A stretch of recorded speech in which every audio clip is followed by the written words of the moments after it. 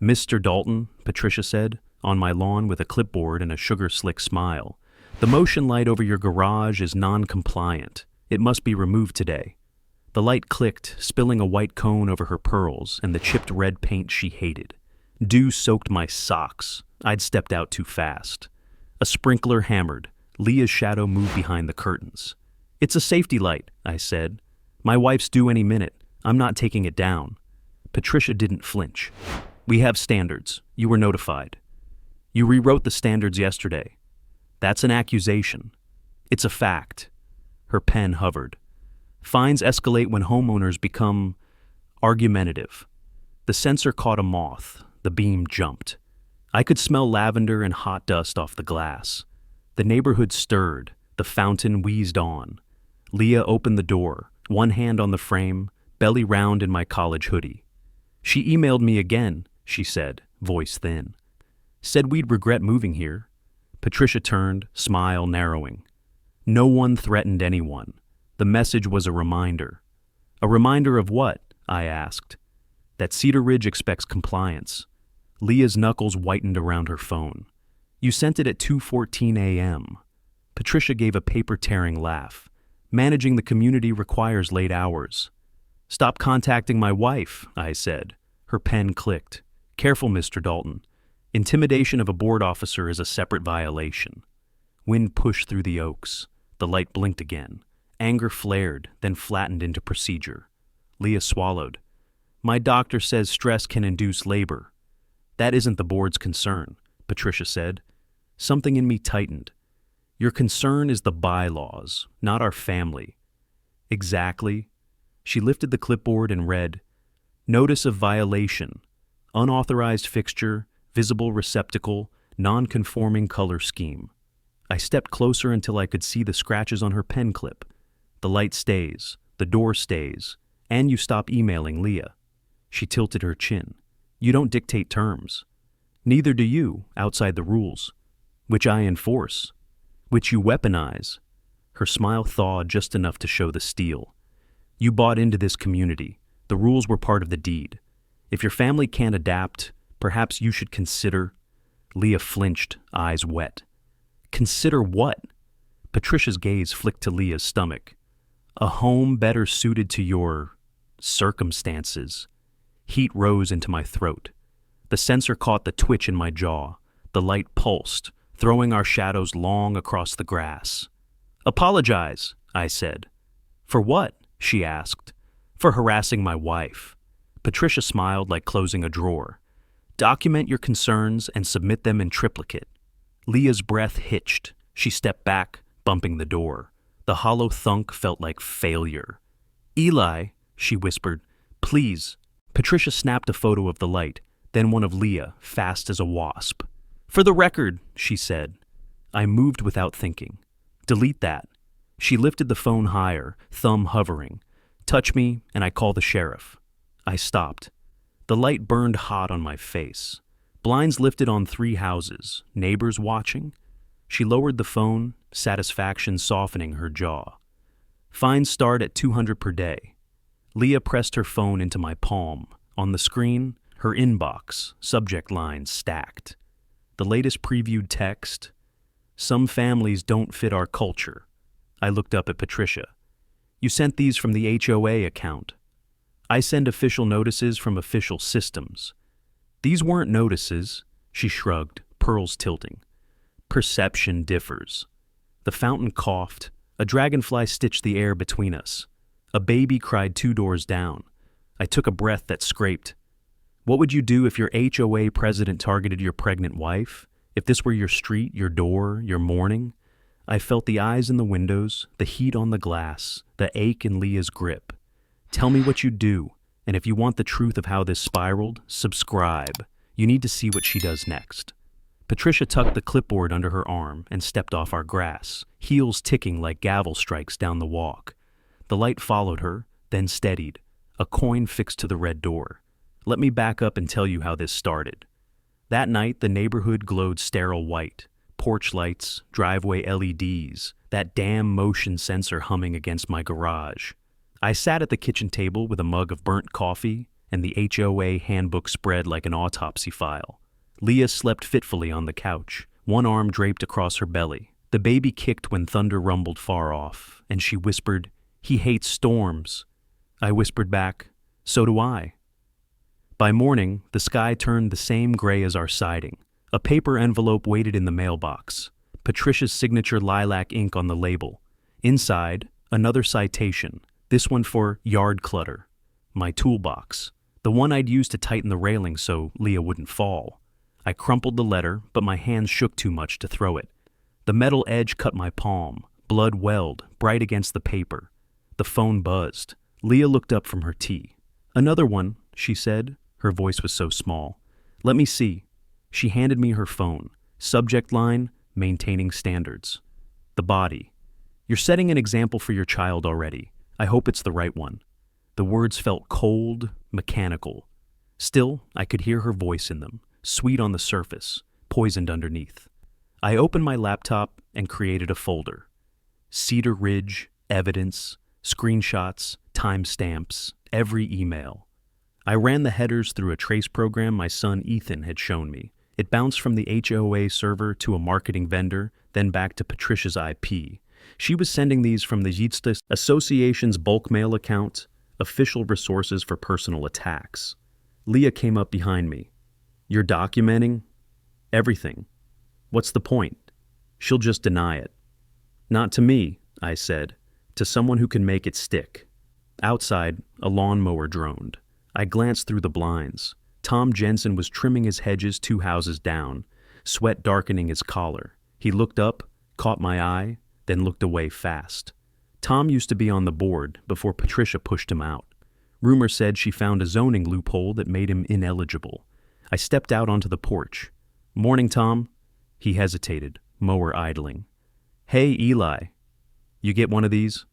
I waved the citation. He wiped his forehead with a wristband. "Not lately?" "Guess you're in her good books." He shrugged. "It's easier not to argue. Until it's your turn."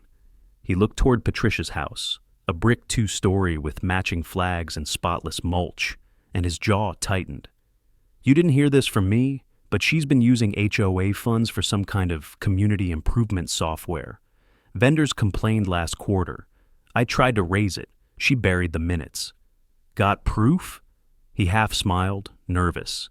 Nothing I'd survive sharing.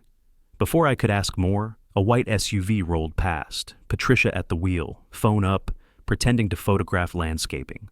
Tom's shoulders hunched. "I should finish this," he muttered, pushing the mower into motion. Back inside, Leah was sitting on the stairs, rubbing her belly. "She won't stop," she said. "She will," I promised. "But we need leverage." The printer clicked as I made hard copies of every message. The house smelled like ink and coffee and rain. I labeled each page with a black marker, military precision, date, time, sender, subject. Leah watched me. "You look like you're back in the Corps." "Feels like it. What's the mission?" "Contain and expose." Thunder grumbled again, closer now. The power flickered once. Patricia's porch light stayed on, steady, arrogant. I imagined her sipping tea, typing her next message with the same perfect manicure she used to point at people in meetings. When I sat down, Leah laid her hand on mine. "Promise me we won't make it worse." "We won't," I said. "We'll make it legal." She nodded, though I could see she didn't believe me. The clock ticked too loudly. I saved everything to an encrypted drive labeled HOA, evidence chain. Then I drafted an email to Ethan. Subject, "Need your eyes on this." From Dad. Attachments, all of it. Before hitting send, I hesitated. My son worked in cybercrime. Protocol meant distance. Still, I knew what he'd say. Document, verify, don't engage. I sent it anyway. Outside, the storm finally broke. Rain hammered the roof like static. The motion light blinked to life, catching the downpour in silver streaks. For the first time, I was glad for its stubbornness. That light saw everything. Leah leaned her head on my shoulder. "What now?" "Now," I said, "we build the case, one violation at a time." The kettle whistled. I stood, poured water, and watched steam rise against the window. Across the street, Patricia's porch glowed through the rain. a beacon of control that would burn too long. Rain stopped by dawn, leaving the pavement slick and the air smelling of iron and pine sap. I stepped outside with the evidence folder under my arm, ready to meet Tom. He'd texted late. Need to talk. Not here. We agreed on the lake path behind the maintenance shed, where the HOA's cameras never quite reached. The morning light shimmered off puddles, and frogs croaked from the reeds. Tom was already there, leaning on the rail, shoulders hunched, hoodie up despite the humidity. When he saw me, he waved like a man hoping no one else noticed. "You shouldn't have called me," I said. "I didn't," he muttered. "Encrypted app, less traceable." "You learned that from Patricia?" He gave a dry laugh. "From trying to survive her." We stood in silence a moment. The lake looked like dull glass. A golf cart buzzed on the far side. Grounds crew or surveillance. Hard to tell anymore. Tom rubbed his temple. "She's been pulling money through vendor accounts. Landscaping, maintenance, newsletters. Same 3 invoices, slightly different totals." "You have records?" He nodded, hesitated. "Not officially. She keeps the physical ledgers at her house. But the treasurer, Ron Harper, he's suspicious too. She made him sign blank checks. She's using HOA funds for personal gain." "Trips," he said. "Dinner receipts, one for jewelry, charged as a community appreciation gift." I took a breath, felt my pulse slow into calculation. If we expose misuse of funds, that's beyond fines. State-level fraud. Tom looked up sharply. "You're thinking escalation." "I'm thinking evidence chain." He grimaced. "You don't know Patricia. She'll ruin you first." "She's already trying."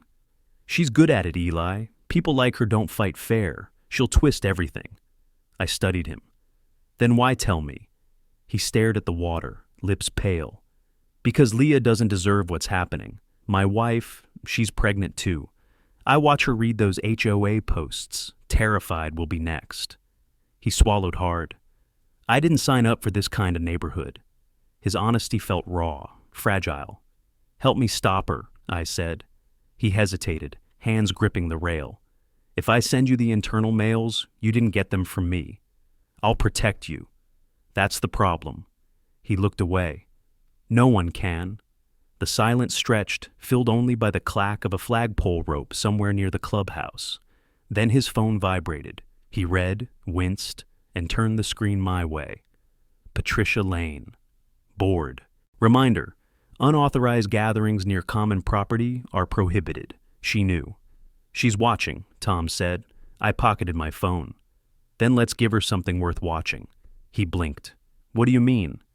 "Leverage works both ways. If she's monitoring communication, we bait her, force her to overstep, make a documented threat, or misuse the list again. That's risky."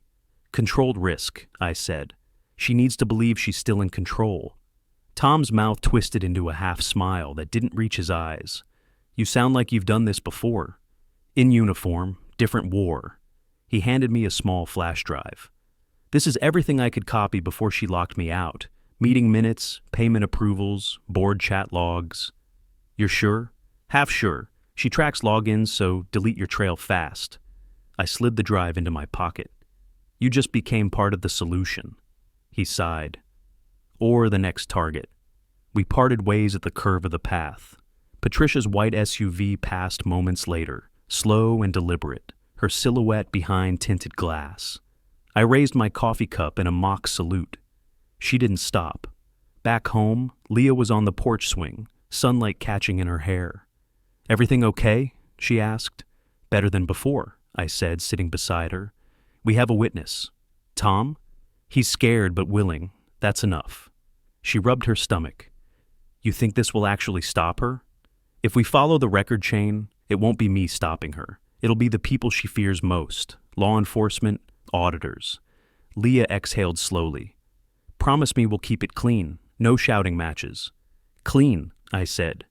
"Calculated." The motion light blinked in broad daylight, triggered by a breeze. Maybe it was the angle, or maybe it was just trying to remind me. Evidence never sleeps. From the street came the faint sound of Patricia's laughter, bright, rehearsed, echoing like a gavel strike across perfect lawns. I looked at Leah, then at the red garage door. "She thinks rules protect her," I said. Let's see how they look under a federal lens. The plan had a pulse now. Digital trace, insider documents, clear abuse of HOA systems. Outside authority intervention wasn't theory anymore. It was a fuse waiting for ignition. The plan had a pulse now. Digital traces, a witness with a flash drive, a folder labeled for Ethan. I couldn't let momentum stall. I drove into town to meet Mara Keene, a cybersecurity consultant Ethan trusted. Her office sat above a record shop. Rain steamed the windows and the stairwell smelled like oil. "You sure about this?" she asked, pouring coffee. "I need verification," I said. "Verification costs." "I'll pay." She tapped the drive into her laptop, fingers precise. "Headers first," she said. I handed over printed pages and the flash drive Tom gave me. She skimmed. SPF, failures, sender forged. Return path hits the HOA vendor account. Not Patricia's IP? Not directly, but a chain ties the vendor server to an association mailbox she controls. My chest tightened. So she's using official systems?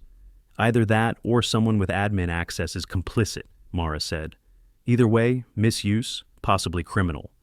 A delivery truck rattled past. The window vibrated. Mara exported a PDF labeled "For Law Enforcement." "What's our chain of custody?" she asked. "I've got hard copies, timestamps, screenshots." "Good. I'll produce a forensic report linking headers to the association's mail system. Neutral, admissible. How long? 2 days, if we push." "Do it," she typed, then paused. "Ethan should see this." "He's the one who handles arrests," I said. "I need a neutral report first." "Neutral's my specialty," she said. "But tell him. He'll advise how to present it to the agency." We worked through the afternoon. Mara explained authentication, SPF, DKIM, how vendor relays can be abused. The acronyms tangled in my mouth, but the meaning cut clear. Traces, not hearsay. Between runs, I walked the block. The lake glinted, sprinklers hissed, a mail carrier threaded envelopes through boxes. The neighborhood looked unchanged, calm as a stage set. When Mara printed the stamped report, it felt like a warrant in embryo. She slid a copy across the table with a small seal. "Sign here, initial chain entries," she said. I signed until the pen warmed my fingers. On the drive back, rain polished the road. I rehearsed my message to Ethan, concise, factual, no heat. Leah met me at the door, hair damp against her face. "How'd it go?" "Mara's making a forensic report," I said. "We'll have a neutral document to hand authorities." She rested her palm on my cheek. "Do you think they'll act?" "If it ties to the association's accounts, they have to. Evidence moves authority." That night I laid the stamped report beside Tom's drive and our header prints. The motion light stitched shadows over them like a projector. I wrote Ethan, "Dad." Forensic report attached. "Need your read." I hit send.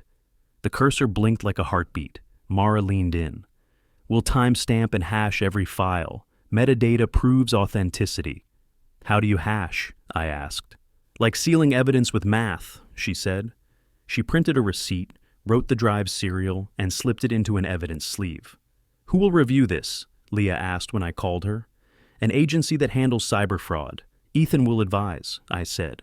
I pictured Ethan in his office, calm, precise. If he greenlit a referral, the report in Tom's documents would force an external review. Mara packed the files and slid a copy of her invoice across the table. The rain eased. The air smelled like wet asphalt. At home, I taped the sleeve to the folder and locked it in a drawer. The motion light stitched ghosting shadows across the papers. Retaliation could come. Letters, fines, vandalism. But a neutral forensic report makes denial harder. I texted Ethan, "Forensic report attached. Need your read." I sat on the porch and listened quietly. The bridge to outside authority was laid. Now it was a question of who would walk across it. 2 days later, the sun baked the cul-de-sac until the asphalt shimmered like dark glass. Patricia's SUV glided past twice before noon, slow, deliberate, her mirrored sunglasses flashing as she noted every lawn. Leah stayed inside with the blinds drawn. I sat at my workbench, checking email every few minutes. At 1:12 p.m., Ethan's reply arrived. "Got your packet? Evidence chain looks clean." Don't escalate yet. I'll run background on Lane and her HOA accounts. Make sure you back up locally and off-site. E. I exhaled. No dad this time. FBI mode. That meant he was taking it seriously. Leah stepped in, hair tied back, eyes hollow. Anything? He's working on it. She tried to smile. Good. Maybe we can finally sleep. Before I could answer, the doorbell rang. 2 short chimes, 1 long, Patricia's rhythm. I opened the door halfway. She stood there holding a manila envelope. Certified notice, she said. You're in violation for unapproved modifications. Which one this time? The motion light.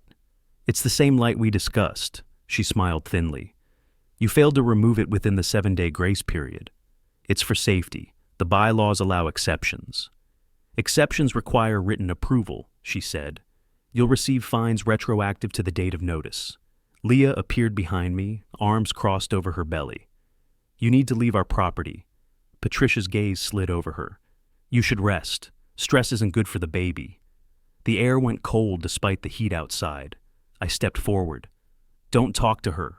Patricia lifted her chin. You're becoming hostile. Hostile would be me calling the police for harassment. Her smile faltered, just a flicker. Document your concerns and submit them through proper channels.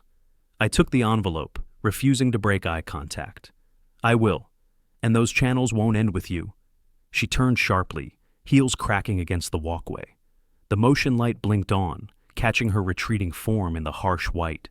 Leah whispered, She's unraveling. Good, I said. People show their real face right before they fall. That night, I uploaded Mara's report and Tom's drive to a secure folder. Ethan called near midnight. His voice was clipped but calm. You've got a strong case, he said, but don't provoke her. She's already provoking us. She's looking for escalation. If she files a police report first, it muddies jurisdiction. So what's next? Let her commit a verifiable offense, something digital, traceable. Then I step in. Define verifiable. Unauthorized system access, financial misuse, or threats crossing state lines. I stared at the glowing light outside. She's close. Keep your logs intact. If she uses HOA resources again, forward them. I'll pull the legal thread from my side. After the call, Leah joined me on the porch. The lake reflected the moon like a broken coin. She won't stop, Leah said quietly. She will when the system she's hiding behind turns on her. Leah rubbed her stomach. You sound certain. I design bridges, the secrets in pressure distribution, push enough weight in the right place, and the whole structure collapses. A sound broke the night, a sharp pop from down the street. We froze. Then came laughter. Teenagers setting off firecrackers near the clubhouse. Still, my heart hammered until the echoes died. At 2:03 a.m., a new email arrived. Subject, final warning. No greeting, just, your property will be subject to enforcement action. Expect a lien. I stared at the sender field, the same HOA domain, the same vendor relay. But this time, the metadata showed she'd logged in from her personal IP. Patricia had crossed her own line. I woke Ethan with a single text. She used personal access. Copy attached. His reply came instantly. That's unauthorized system use. Log everything. Don't respond. I looked out the window. Patricia's porch light was still on, casting her house in sterile white. The neighborhood was silent, but the battle had shifted from lawns to servers. The motion light blinked twice, reflecting in the lake like twin eyes watching. We weren't just collecting evidence anymore. We were waiting for the system to trap her in its own rules. The following morning smelled of cut grass and wet asphalt. Deceptively calm. Patricia hadn't sent anything overnight, but I knew better than to read silence as peace. Leah was resting upstairs, one hand on her belly, breathing slow. I slipped into the garage to review the data before Ethan called again. At 8:07 a.m., my phone vibrated. Ethan, secure line. Dad, he said, voice all business. We traced Lane's HOA account. She's rerouting vendor payments through a dummy LLC, registered in her son's name. I gripped the workbench. Fraud? Almost certainly. But to make it stick, I need her to confirm intent, written or spoken. If she contacts you again, don't respond. Just forward everything. She'll push harder when she feels pressure. That's what we need. Pressure builds confession. He hung up before I could ask more. I drove to the hardware store under a sky-threatening rain again. On the way back, Tom flagged me down near the clubhouse.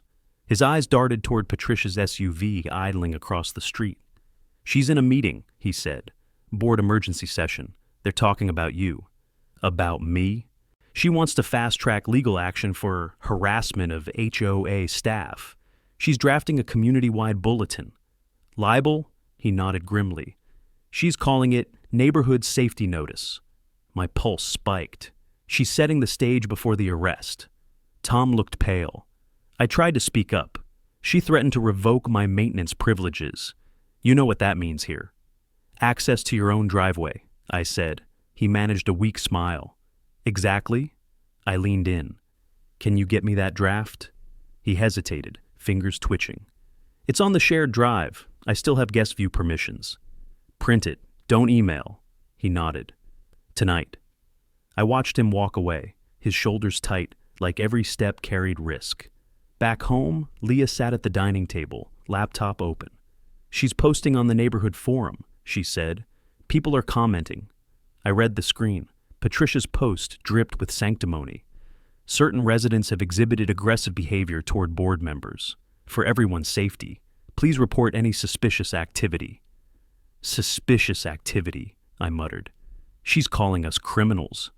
Leah's eyes were glassy. "The comments? Some neighbors believe her." I knelt beside her. "That's temporary. Once Ethan moves, it flips." The doorbell rang. Again, Leah froze.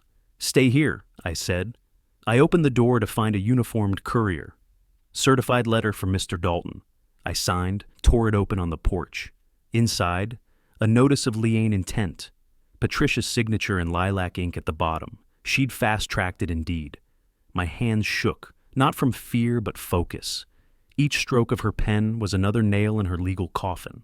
I scanned it, attached metadata, and uploaded it to the secure folder. Then I sent Ethan a text. "Lien notice attached. Possible misuse of HOA legal process." His reply came within minutes. "Got it. Forwarding to field office legal. Don't reply to her directly." At dusk, Tom came by with an envelope tucked under his jacket. "You didn't get this from me," he whispered. Inside was a printout, Patricia's safety bulletin draft, complete with timestamp and her signature. It read, "The Dalton household has exhibited repeated aggressive tendencies, including threats against HOA officials. All residents are advised to report any noise, light, or security concerns to me directly." Leah gasped. "She's weaponizing the neighborhood." I folded the paper, calm despite the fire in my chest. "This is the escalation Ethan needed." Tom looked sick. "She's losing control, Eli." "She's documenting her own malice." He stared at me, voice cracking. "You're really going to take her down, aren't you?" I met his gaze. "No, Tom. She's taking herself down. I'm just keeping the receipts."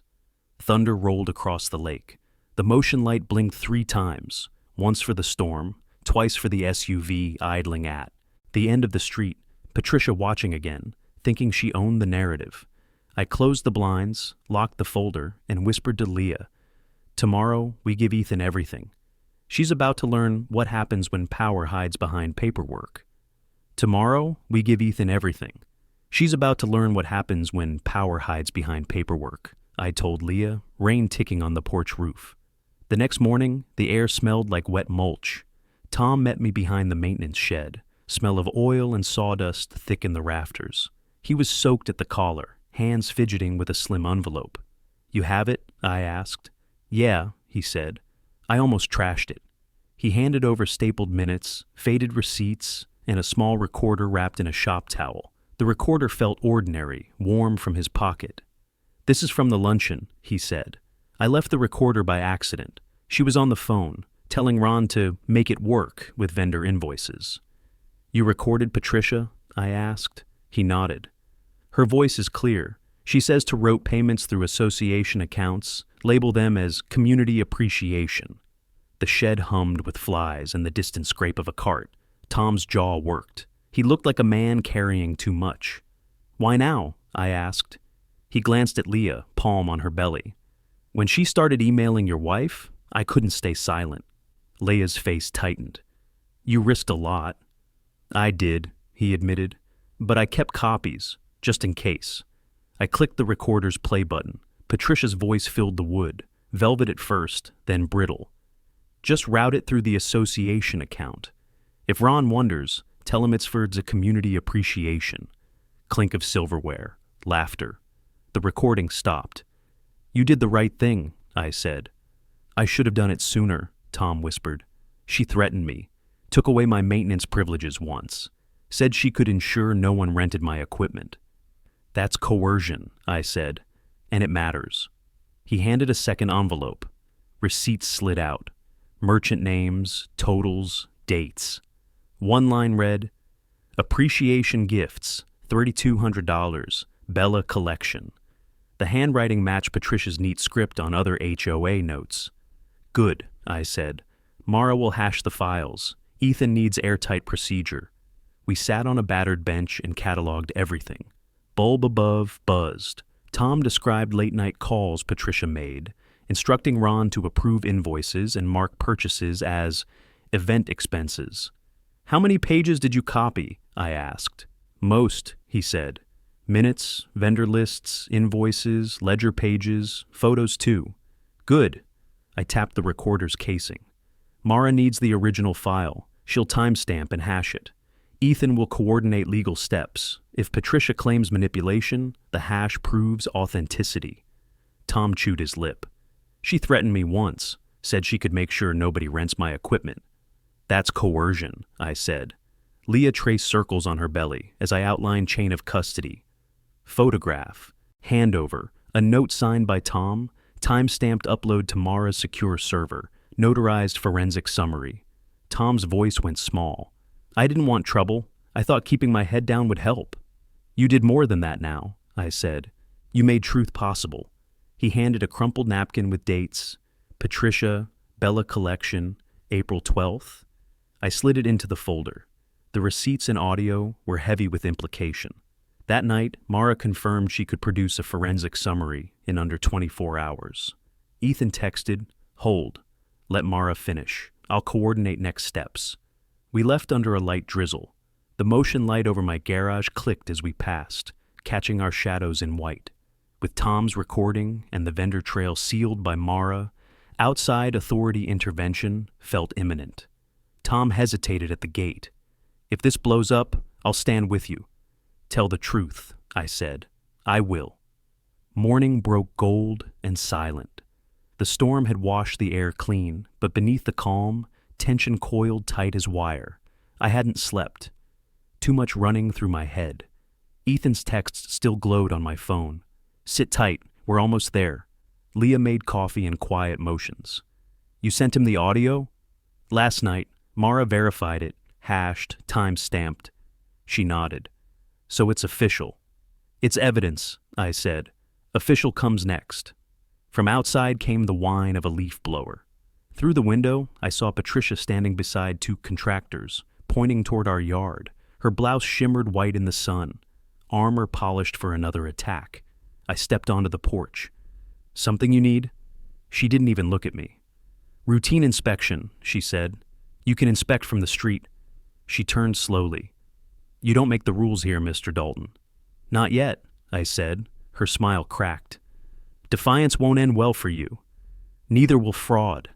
Her head tilted. "Excuse me?" "You heard me." The workers froze, their engines sputtering. Patricia's eyes flicked toward them, then back to me. "Be careful with your accusations." Leah appeared in the doorway. "You should leave," she said. Patricia's jaw tightened, then she turned to the men. "Finish the inspection later," she muttered, walking briskly to her SUV. The blower sputtered back to life as she drove off, tires hissing on damp asphalt. Leah looked at me. "You're provoking her." "She's scared," I said. "People only posture when they're cornered." I spent the rest of the morning sorting documents. Mara's folder was immaculate. Hash codes, metadata, notarized timestamps. Each file was labeled like a brick in a fortress. I added Tom's audio log to the chain and drafted an outline of events for Ethan. Initial harassment emails, unauthorized system use, financial misconduct via dummy LLC, witness corroboration, Tom. When I finished, Leah placed a hand on my shoulder. You're building a case like a house. Foundation first, I said, then the frame. At noon, Tom texted, Patricia called emergency board meeting tonight. She's panicking. Good, I said aloud.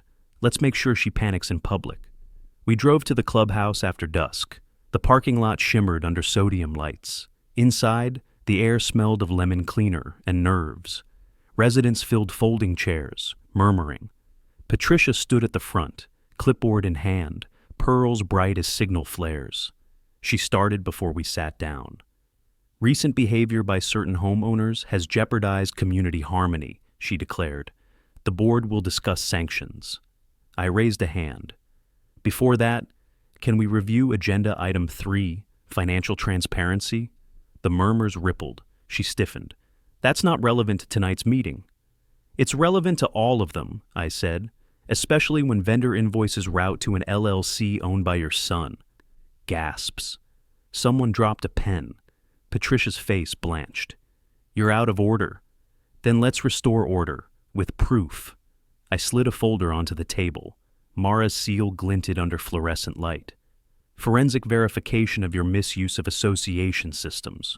Audio confirmation from the luncheon. Time-stamped, hashed, and witnessed. Tom stood up from the back row, voice shaking. He's telling the truth. I heard her. Every head turned.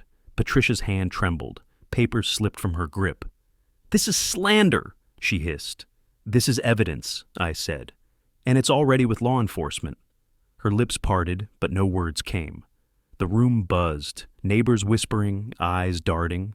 Leah reached for my hand, steady but trembling. Patricia's composure cracked completely. She gathered her notes and stormed out, the door slamming hard enough to rattle the blinds. Tom whispered, She's done. Not yet, I said. But by tomorrow, she will be. As the meeting dissolved into whispers and phone flashes, I stepped outside. The night smelled like rain and ozone. Across the lake, blue lights flickered faintly. Police cruisers pulling up to a house 2 streets over. I didn't need Ethan's call to know which one. Red and blue lights flashed across the lake, refracting in the ripples like trembling stars. Leah stood beside me on the porch, both hands braced against her stomach. Is that Patricia's house? I said. We watched an officer cross her lawn. Even from a distance, the metallic echo of a knock carried clear. Leah whispered, Ethan? He said he'd handle it. Her breathing came slow and careful. He's really there. He's really there, I said. The night buzzed with electricity and gossip. Porch lights blinked on one after another down Cedar Ridge Drive, neighbors drawn by the scent of scandal. Curtains fluttered, silhouettes craned for a better look. The immaculate world Patricia built was unraveling in real time. Tom jogged up the path, rain slicking his jacket. They're at her door, he said, breathless. She tried to delete the HOA files. The cops have her laptop. Was it Ethan? He nodded. Agent Dalton, I heard him identify himself. Leah exhaled in disbelief. He's never mixed family and work before. Tom smiled weakly. Guess she picked the wrong family. We stood there while the lights danced across the lake. I caught fragments of radio chatter, search warrant, digital evidence, vendor payments. Patricia's voice rose once, a brittle cracking sound, then was drowned by the shuffle of boots. When the lights finally dimmed, Leah leaned her head on my shoulder. Is it over? Almost, I said. Tomorrow's the board vote. Morning came bright and sharp. The clubhouse parking lot overflowed with residents, reporters, and patrol cars. The smell of wet grass mingled with perfume and coffee. Inside, the walls hummed with whispers. Patricia sat near the front, wrists free but posture rigid, a lawyer at her side. Ethan stood near the back in plain clothes, eyes cool and distant. We didn't nod. Professional distance maintained. The vice president of the HOA, a timid man named Gary, called the meeting to order.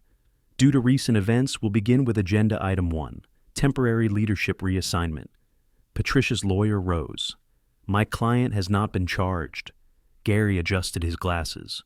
The board has grounds for suspension pending investigation. Tom handed out printed packets, Mara's report, the audio transcript, and Ethan's written confirmation of federal review. Murmurs rippled like wind through tall grass. Patricia stood. This is character assassination. None of you understand the stress I'm under, I said quietly. Stress you created. Her gaze locked on me, eyes burning. You think this is justice? You humiliated me at my own meeting? You humiliated yourself when you turned neighbors into targets, I said. The vote was quick, 6-1 for removal. Gary read the motion, his voice trembling. Effective immediately, Patricia Lane is suspended as president of Cedar Ridge Estates. Leah squeezed my hand. Tom closed his eyes. For a moment, the room was utterly still, except for the faint hum of the fluorescent lights. Patricia gathered her purse, her lawyer whispering urgently. She turned at the doorway, eyes glassy with fury. You'll regret this, she said softly. I didn't answer. The door shut behind her, leaving only the echo of her heels. Outside, reporters circled Ethan as he gave a brief statement. An ongoing investigation is underway involving misuse of HOA resources and digital harassment. No further comment. His tone was ice and steel, official and distant. Leah touched my arm. He's good at this. He always was, I said. Tom approached, shoulders finely loose. So, what happens to the HOA now? Gary looked up from a clipboard. Interim elections, and maybe a little peace. The breeze smelled like pine and cut grass again. Normal. The fountain at the lake's edge sputtered, caught, and flowed steady. For the first time in months, I didn't feel the weight of eyes on me. Leah leaned against me, smiling faintly. We can repaint the door now? It stays red, I said. Some reminders need to last. She laughed softly, the sound carrying over the water, mingling with the rustle of the leaves. Across the lake, Patricia's house sat dark, curtains drawn, porch light dead. For once, Cedar Ridge was quiet for the right reasons. The days that followed felt strange, too calm, too bright, like the neighborhood was pretending the storm had never happened. The fountain's hum replaced sirens. The HOA mailbox, once a weapon, now sat untouched. But silence doesn't erase fallout. It just hides it under trimmed hedges.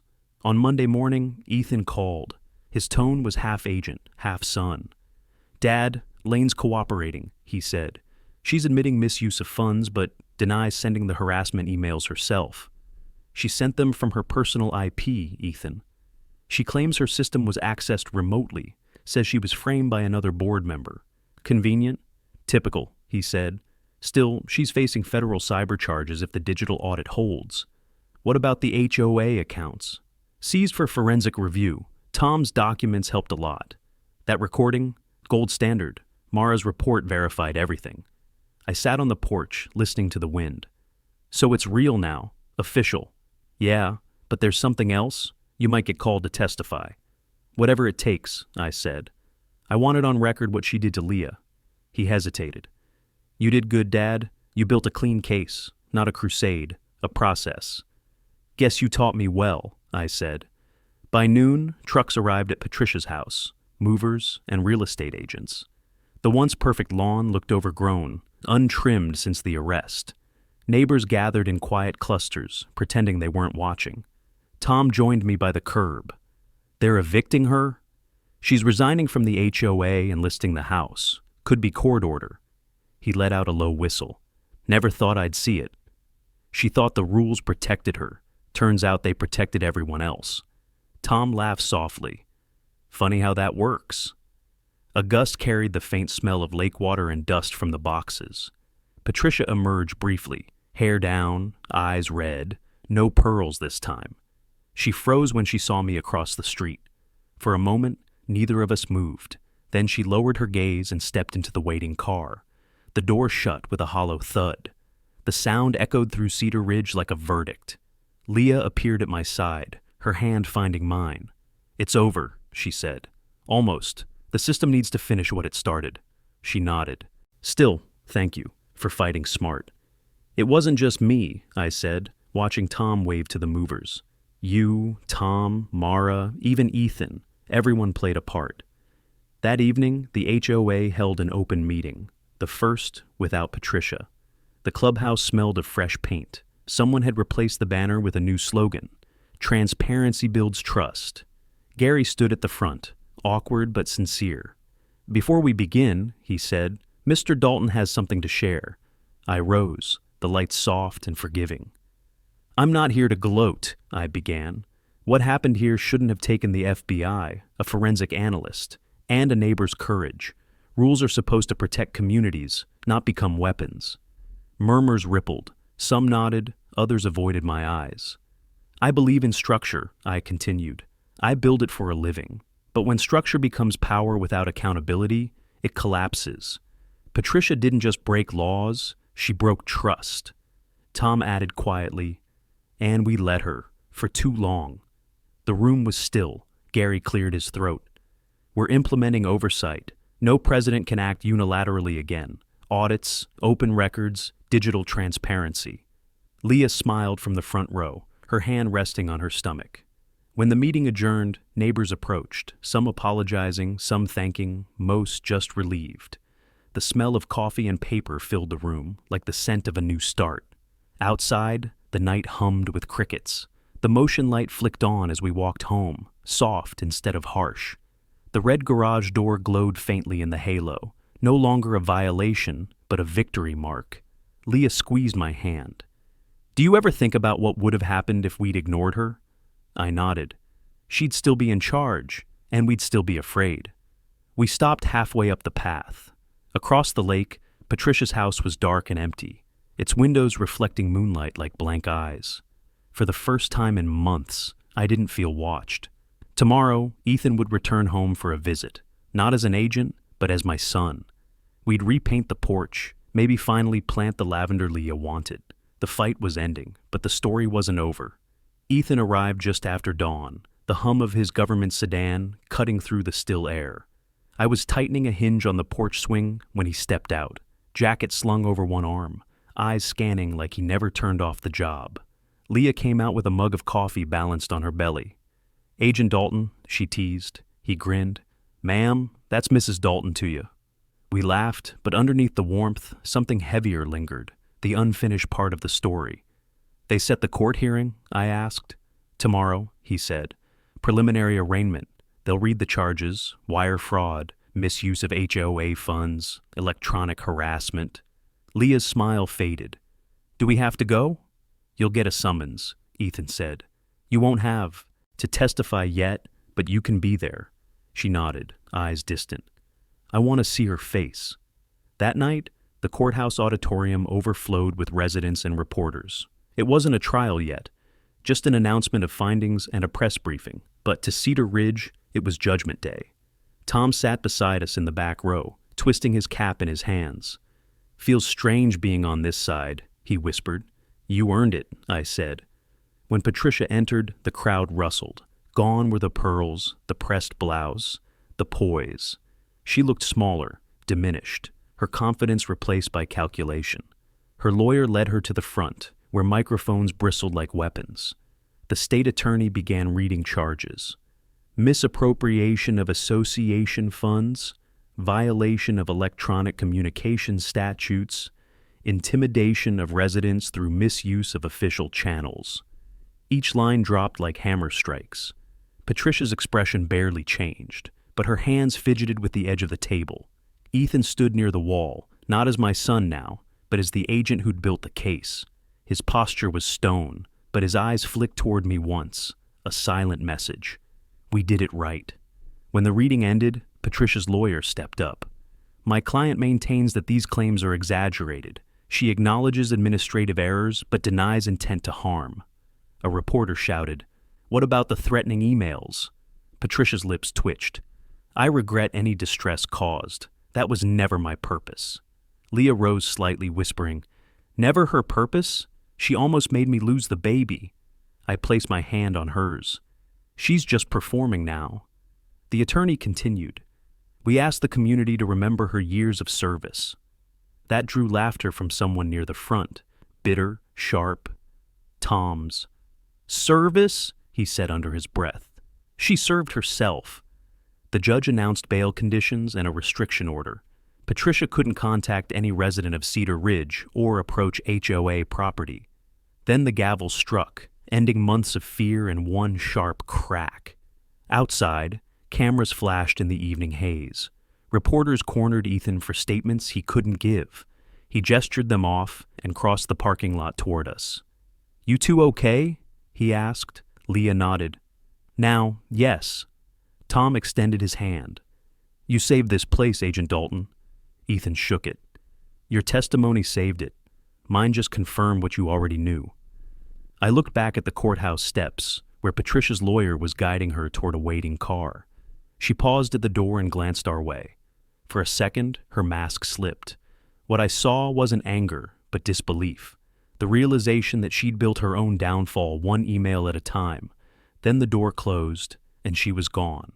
Ethan turned toward the lake glimmering beyond the parking lot.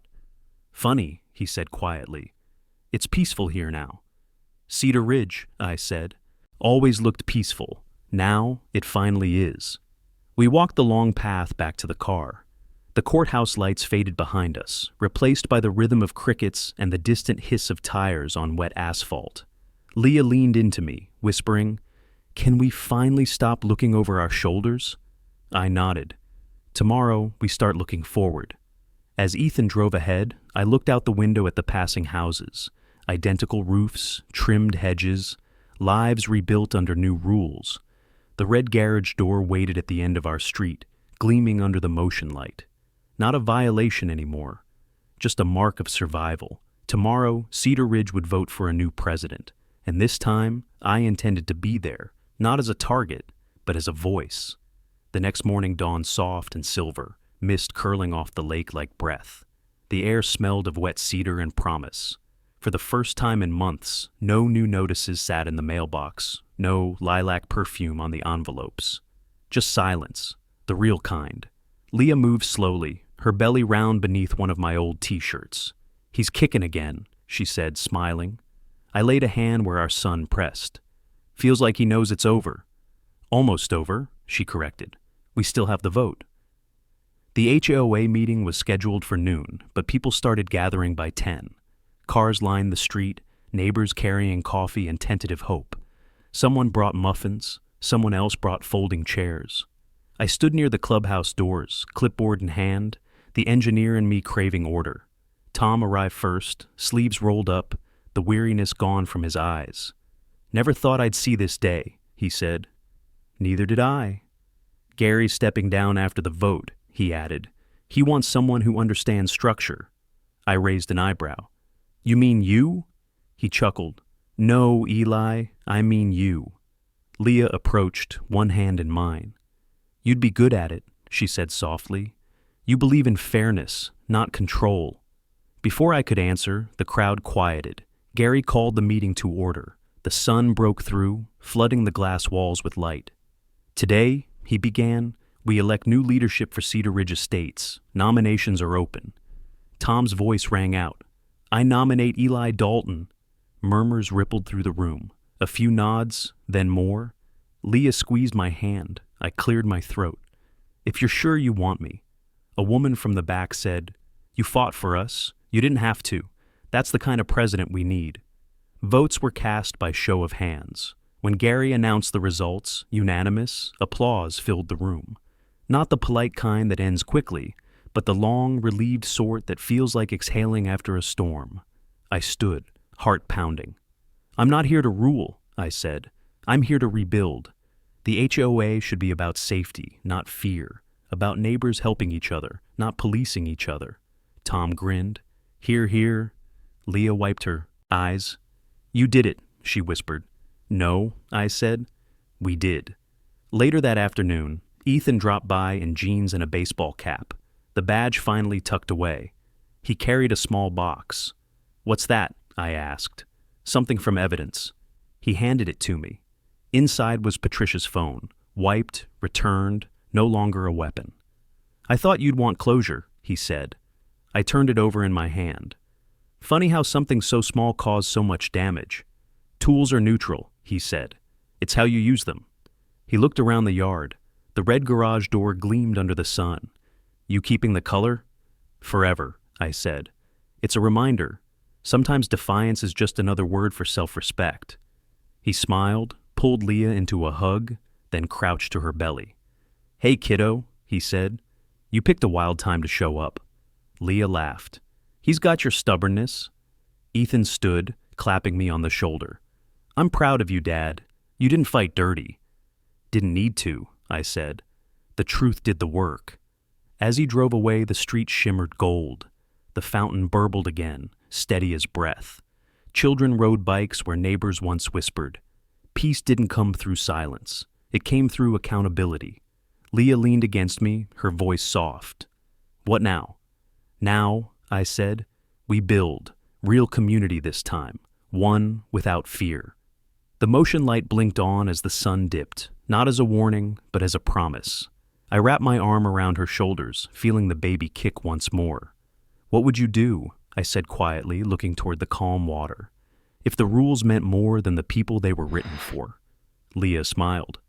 I'd subscribe to the kind of story where the good guys win. If you followed this far, subscribe. Because in neighborhoods and in life, the real battles aren't about walls or rules. They're about light, and who dares to turn it on.